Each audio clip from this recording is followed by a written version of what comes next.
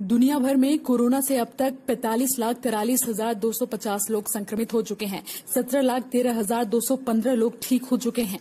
मौतों का आंकड़ा 3,03,707 पर पहुंच गया है। ब्राजील में पिछले 24 घंटे में 7,007 नए मामले सामने आए हैं। इससे संक्रमितों की संख्या 2,03,165 हुई है। वहीं अमेरिका में पिछले 24 घंटे में 27,367 नए मामले सामने आए हैं।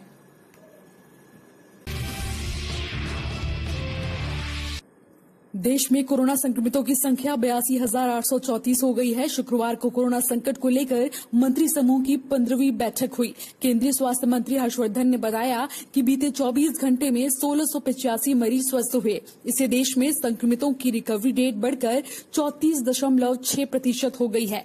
दिल्ली में 425, राजस्थान में 154, आंध्र प्रदेश में 102, कर्नाटक में 45, बिहार में 13, हरियाणा में 23, केरल में 16, पंजाब में 7 कोरोना वायरस के नए मरीज मिले हैं। वित्त मंत्री निर्मला सीतारमण ने शुक्रवार को 20 लाख करोड़ रुपए के पैकेज का तीसरा ब्रेकअप बताया। वित्त मंत्री ने खेती और इससे जुड़े क्षेत्रों के लिए 4 बड़े ऐलान किए। इसके साथ ही कृषि इंफ्रास्ट्रक्चर के लिए 1 लाख करोड़ रुपए दिए जाने की घोषणा की।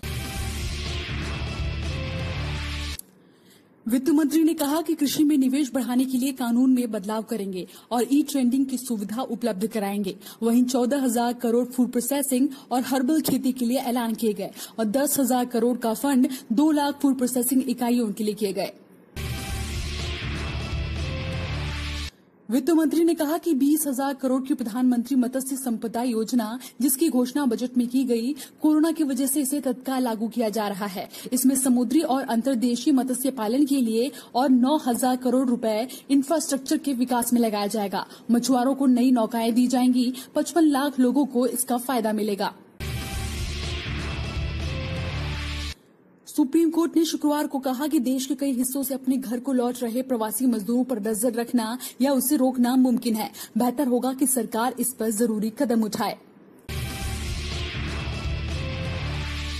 नेशनल टेस्टिंग एजेंसी यानी एनटीए ने शुक्रवार को कुछ एग्जाम के लिए आवेदन जमा करने की तारीख आगे बढ़ा दी है। यूजीसी ने नेट जून 2020, जेएनयूईई, आईसीएआर 2020, सीएसआईआर नेट जून 2020 के लिए आवेदन की तारीख बढ़ा दी है। अब छात्र 15 मई की बजाय 31 मई 2020 तक इसके लिए आवेदन कर सकेंगे। इलाहाबाद हाईकोर्ट ने मस्जिदों में अजान पर रोक लगाने वाले जिलाधिकारियों के आदेश को रद्द कर दिया है। हाईकोर्ट ने कहा कि मस्जिदों में अजान से कोविड-19 संबंधी गाइडलाइन का उल्लंघन नहीं होता है। कोर्ट ने अजान को धार्मिक स्वतंत्रता बताया, हालांकि लाउडस्पीकर की परमिशन नहीं दी। जुलाई के अंत तक भारत को पहले 4 राफेल फाइटर प्लेन मिल जाएंगे। फ्रांस से सीधा ये हरियाणा के अंबाला स्थित एयरबेस में उतारे जाएंगे। इसमें 3 2 सीटों वाला ट्रेनिंग प्लेन होगा, जबकि एक फाइटर प्लेन। पहले ये प्लेन मई में ही आने वाले थे, लेकिन कोरोना संकट के चलते इसे 2 माह के लिए टाल दिया गया था।